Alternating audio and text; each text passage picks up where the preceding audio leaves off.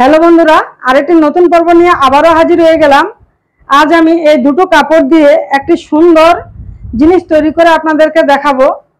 তো চলুন জিনিসটা কিভাবে তৈরি করছি দেখে নেওয়া যাক। তো সবার প্রথমে আমি এই হলুদ কাপড়টাকে এখানে আমি উল্টো করে এখানটায় সেট করে নিলাম। এখন আমি এই কাপড়টাকে কাটিং করব। তো কাটিং আমি কিভাবে করছি সেটাই দেখাচ্ছি। এইভাবে আমি লম্বায় 24 ইঞ্চির মধ্যে দাগ দিয়ে দিব, আর এভাবে চওড়ায় 6 ইঞ্চির মধ্যে দাগ দিয়ে দেব।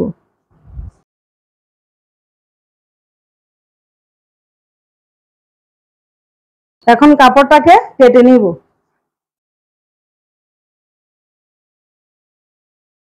তো এই কাপড়টাকে আমি যেভাবে কাটিং করেছি লম্বায় 24 ইঞ্চি আর চওড়ায় 6 ইঞ্চি, ঠিক সেম ভাবে আমি এই কাপড়টাকেও কিন্তু এর মাপ করে কাটিং করে নিব।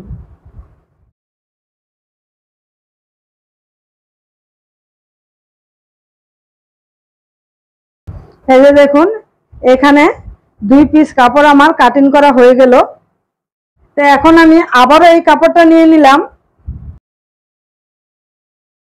তো এই কাপড়টাকে আমি আবার ডবল ভাঁজ দিয়ে নিলাম এইভাবে।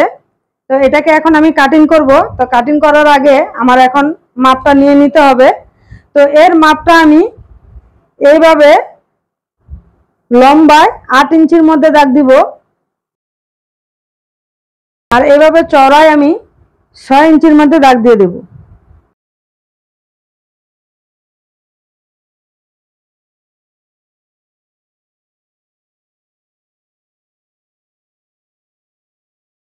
তো এখানে আমি 2 পিস কাপড় কাটিং করে নিলাম।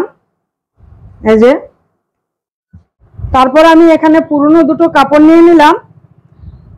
এটা হলো পুরনো বিছানার চাদর, আর এটা হলো আমার পুরনো সুতির কাপড়। তো এই দুটো কাপড় থেকে আমি এখন কাটিং করে নিব। কাটিংটা আমি এই যে কাপড়টা কাটিং করেছি এর মাপ করে এই পুরনো কাপড়গুলি থেকে কেটে নিব। এই যে দেখুন, আমি এখানে পুরনো দুটো কাপড় থেকেই কাটিং করে নিলাম। এখানে 2 পিস রয়েছে, বিছানার চাদরটার থেকে কাটিং করেছি 2 পিস। আর আমার পুরনো কাপড়টার থেকে এখানে অনেকটা কাপড় আমি মোটা করে কেটে নিয়েছি। 4-5 পিস কাপড় এখানে ডবল করে ভাঁজ দিয়ে তারপরে আমি এই কাপড়টাকে কাটিং করেছি। তারপর এই কাপড়টা যে আমি কাটিং করলাম এর মাপে সেম ভাবে ওই পুরনো কাপড়গুলি থেকে এর মাপেও আমি পুরনো কাপড় কাটিং করে নিব। এই যে দেখুন, এই কাপড়টার মাপ করে এই পুরনো কাপড়গুলি আমি কাটিং করে নিলাম। এই যে, আর এখানে কিন্তু অনেক কটা কাপড় আছে। এই যে দেখুন, 1টা 2টো 3টে 4টে ভাঁজ করে আমি এই কাপড়টাকে পুরনো কাপড়গুলিকে আমি কাটিং করে নিলাম, মানে একটু মোটা করে নিলাম আর কি এই জিনিসটা। এখন যেটা করতে হবে সেটা হলো এই যে কাপড়টা এটা এর উপরে এইভাবে রাখবো, আর এর উপরে এই কাপড়টাকে এইভাবে রাখবো। তারপর আমি এই যে পুরনো কাপড়গুলি এখানে এই বড় কাপড়টা কাটিং করেছি এগুলিকে এইভাবে রেখে এখন এই পুরনো চাদরটার যে কাপড়টা কাটিং করেছি এটাকে এর উপরে আমি এইভাবে সেট করে দিব, এরকম করে। এই যে সব কটা কাপড়কে আমি এখানে একসাথে করে নিলাম, মানে এই কাপড়টাকে আমি মোটা করে নিলাম। তারপর যেটা করব এর উপরে এই কাপড়টাকে এইভাবে রাখবো, তারপর আবার এইভাবে উল্টিয়ে দিব, উল্টিয়ে দিয়ে এই কাপড়টাকে আবার এদিকে এইভাবে রাখবো। তাই এই সব কটা কাপড়কে আমি একসাথে করে নিলাম। এখন এইভাবে মানে এই সাইড তারপরে মাঝে 2-3টে সেলাই দিয়ে এই কাপড় সব কটাকে একসাথে আটকিয়ে নিব। ঠিক একই সেম নিয়মে এই কাপড়টাকে এই যে কাপড়গুলি আমি একসাথে করেছি এইগুলিকে এইভাবে সেলাই দিয়ে দিয়ে আটকিয়ে নিব।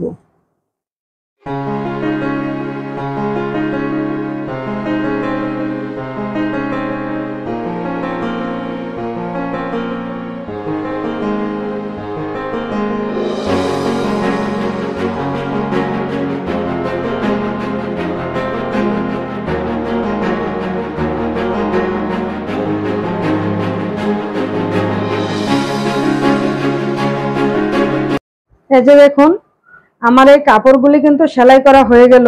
এই যে প্রত্যেকটা কাপড়ই কিন্তু সেলাই দিয়ে আটকিয়ে নিলাম। এই যে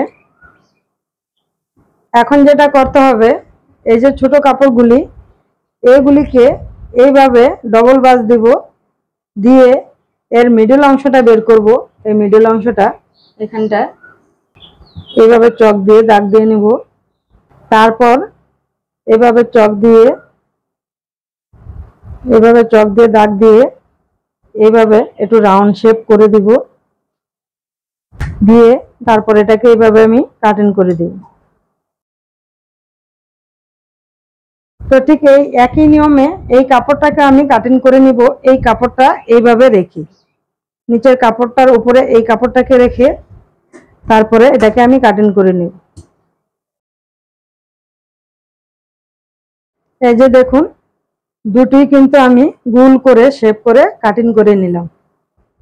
তারপর যেটা করতে হবে সেটা হলো এই কাপড়টাকে এখন এই যে কোনাগুলি, এটা কিন্তু 4টে কোনা বেরিয়ে আছে এই কাপড়টার মধ্যে। তো এই 4টে কোনাকে এখন আমি গোল রাউন্ড করে কাটিং করে দেব। তো কাটিং করার জন্য এইভাবে এই কাপড়টাকে এইভাবে রেখে এই কোনাগুলি কাটিং করে দিলেই হবে, এরকম করে।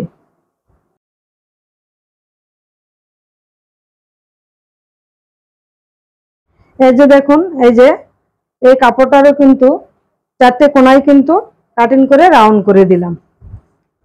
তো এখন যেটা করতে হবে সেটা হলো এই যে এই কাপড়গুলি রয়েছে, মানে এই যে টুকরো কাপড় দুটো, এটার মধ্যে এই উপরের এই সাইডটায় এখানটা একটা পাইপিং বসাবো। তা পাইপিংটা আমি এই কাপড়টা দিয়ে বসাবো। আর পাইপিংটা যখন বসাবো তখন এই কাপড়টাকে এভাবে উল্টো করে নিব, নিয়ে তারপরে এইভাবে কাপড়টাকে পাইপিংটাকে ধরবো, ধরে সেলাই দিব, সেলাই দিয়ে ওই পাশে সোজা করে নেব পাইপিংটাকে। আর পাইপিংটার একটা সাইড কিন্তু আমি মুড়িয়ে সেলাই দিয়ে ফিনিশিং দিয়ে রেখেছি। এই যে দেখুন একটা সাইড এভাবে ধরে সেলাই দিয়ে ফিনিশিং দিয়ে নিয়েছি, আর আরেকটা সাইড কিন্তু কাঁচা রয়েছে। এই যে আর এই কাঁচা সাইডটাই কিন্তু আমি এই কাপড়টার উপরে এইভাবে ধরবো, এরকম করে ধরবো, ধরে সেলাই দিব, দিয়ে তারপরে সোজার দিকে নিয়ে নেব।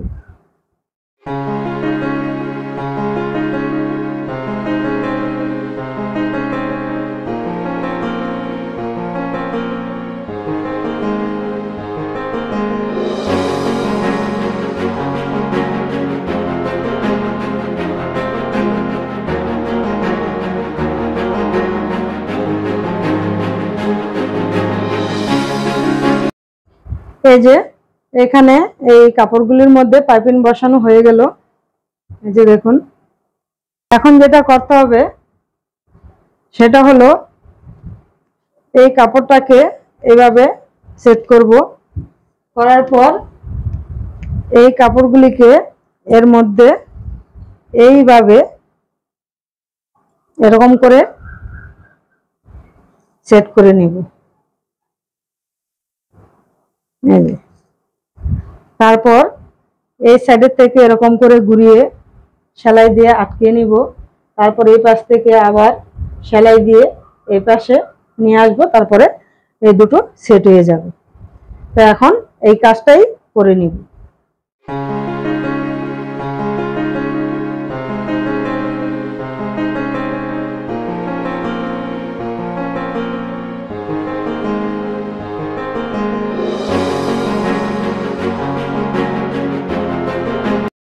এই যে এখানে আমার ছোট দুটো কাপড় এর মধ্যে সেট করা হয়ে গেল।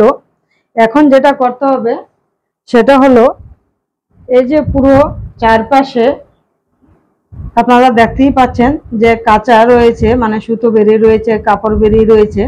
তো এই পুরো চারপাশটায় ঘুরিয়ে এই কাপড়টাকে পাইপিং বসিয়ে দিতে হবে। পাইপিং বসিয়ে এটাকে ফিনিশিং করে নিতে হবে।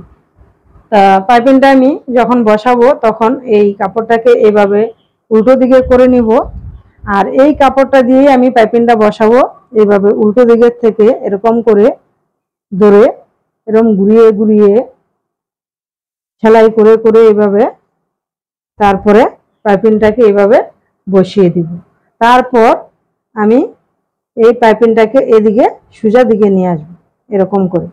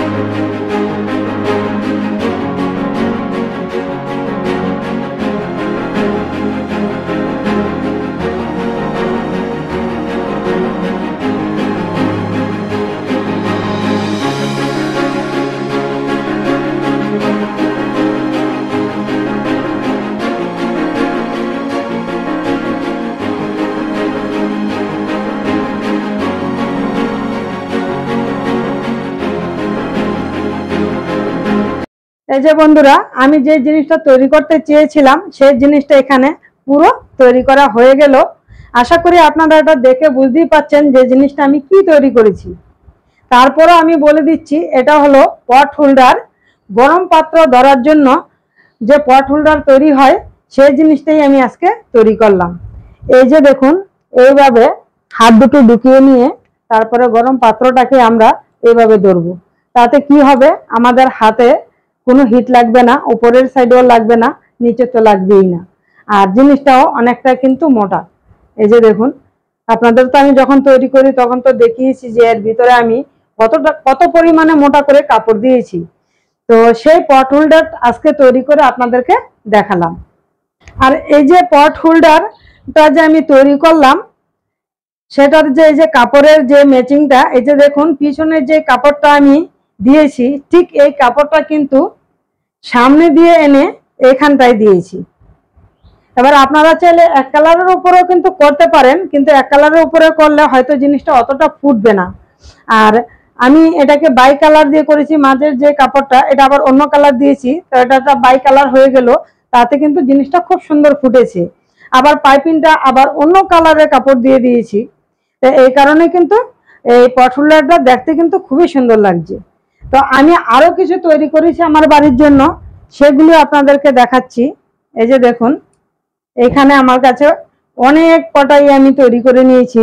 এই যে দেখুন, আমি এক পিস করে আপনাদেরকে দেখাচ্ছি। এই যে দেখুন, এই একটা, এই যে মানে বিভিন্ন মাপের, সবকটা কিন্তু একই সাইজের না। এটা ছোট, আবার এটা বড়। বড় পাত্র যখন হবে তখন বড়টা লাগবে, আর ছোট পাত্র যখন হবে তখন ছোটটা লাগবে এইভাবে ধরার জন্য। এক একটা এক এক রকম সাইজ, একই সাইজ আমি করিনি, বিভিন্ন রকমের সাইজের করে নিয়েছি।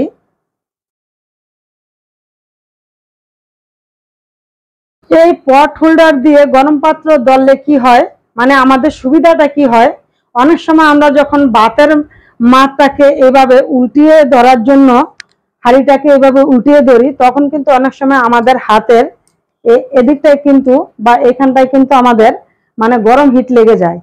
আর এই জিনিসটা দিয়ে যদি আমাদের ভাতের হাঁড়িটাকে এভাবে ধরে হাঁড়িটাকে এভাবে উল্টানোর চেষ্টা করি, এই হিটটা কিন্তু আর আমাদের হাতে লাগবে না। তো অনেক সময় যখন হাঁড়িটাকে এভাবে আমরা ধরে কিন্তু হাতের মধ্যে এইভাবে ফু দিতে থাকি যেন মানে গরম হিটটা না লাগে। তো এই জিনিসটা দিয়ে ধরলে সেই জিনিসটা আর করতে হবে না, আপনার হাতটা পুরো সেফটি থাকবে। তো আশা করি আমার এই আজকের পট হোল্ডার যে তৈরি করে আপনাদের সাথে শেয়ার করেছি সেটা আপনাদের খুব ভালো লেগেছে। আর যদি ভালো লেগে থাকে তাহলে অবশ্যই একটি লাইক দিবেন, কমেন্ট করবেন আর সকলের সাথে শেয়ার করবেন। তো আজকের মতো আমি এখানেই বিদায় নিচ্ছি। আবার খুব তাড়াতাড়ি আরেকটি নতুন পর্ব নিয়ে চলে আসবো। ততক্ষণের জন্য আপনারা সকলে সুস্থ থাকবেন, ভালো থাকবেন। ভিডিওটি সম্পূর্ণ দেখার জন্য ধন্যবাদ।